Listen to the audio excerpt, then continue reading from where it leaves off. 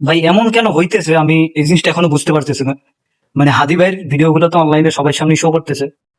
মানে হাদি ভাইয়ের কথা শুনলে বা তাকে দেখলে মানে কেমন একটা ফিল হয় ভাই যে সে এখন আমাদের মাঝে আছে। এই যে হাদি ভাইয়ের নাম রয়েছে দেখছেন ইসলামের ভিতরে বানিয়ে গেছে। মানে এটা আল্লাহর একটা রহমত। আমরা হাদি ভাইকে কতদিন ধরে চিনি বলেন? মানে কেন জানি ভাই, এটা ভোলার কোনো বিষয়ই না।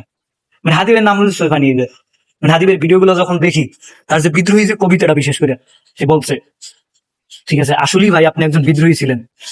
মানে যাদের সামনে যায়, শুধু আমার না ভাই, এটা যাদের সামনে যায় দেখবেন দেখার পর একটা তারা একটা নিঃশ্বাস ফেলে, এই মানুষটাকে তোরা কিভাবে মারলি? মানে কেন হয়, কিসের জন্য হয় এই জিনিসটা?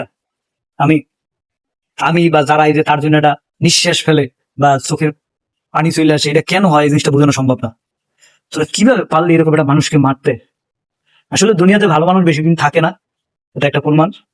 আর আমরা এমন একটা দেশে ভাই আছি, এখানে আপনি যদি সত্য কথা বলেন, সত্যের পথে চলেন, সত্য সিস্টেম তৈরি করতে চান, অ্যালগোরিদম তৈরি করতে চান সত্যের উপরে, ঠিক আছে, ইসলামের হিসাবে তৈরি করতে চান, ইসলামের আইন কানুন তৈরি করতে চান, দুর্নীতি করবেন না আপনি, আপনার চারদিকে শত্রুর অভাব নাই, ঠিক আছে। মানে আপনি সত্যর পথে চলতেছেন বা চলার চেষ্টা করতেছেন, মানে আপনি আবার শত্রু বাড়াইতেছেন, আপনার জীবনের ঝুঁকি বাড়তেছে, ঠিক আছে। এরকম একটা দেশে আমরা আছি। অন্যান্য দেশ, ইউরোপ কান্ট্রি বলেন, ঠিক আছে, অন্যান্য দেশ যেগুলো আছে সেগুলো বলেন, ঠিক আছে, তারা মনে করেন যে কত সুন্দরভাবে চলাফেরা করতেছে, ঠিক আছে, কোনো ঝামেলা নাই, কোনো গ্যাঞ্জাম নাই, কিছু নাই। কিন্তু মানে মনে হয় কি যে ভাই আমরাই মনে করেন যে একমাত্র রাজনীতিবিদ, আমরাই দেশপ্রেম, আমরাই পৃথিবীতে রাজনীতি করতেছি, আর কোনো দেশ রাজনীতি করতেছে না, ঠিক আছে। মানে এরকম একটা পরিস্থিতি আমাদের দেশে, মানে আমরাই রাজনীতি করতেছি, পৃথিবীতে আর কোনো দেশ রাজনীতি করতেছে না। হ্যাঁ, আর কোনো দেশে সরকার নাই, সরকার গঠন করতেছে না, ঠিক আছে। মানে আমাদের দেশে এমন একটা মনে করেন যে মানে মাথার ভিতরে একটা জিনিস ঢুকিয়ে গেছে যে রাজনীতি মানেই হলো বাটপারি, চুরি, দান্দাবাজি, আর নির্বাচন মানেই হলো মনে করেন দাঙ্গা হাঙ্গা, মারামারি, দুই চারটা লাশ, মার্ডার, গুম খুন।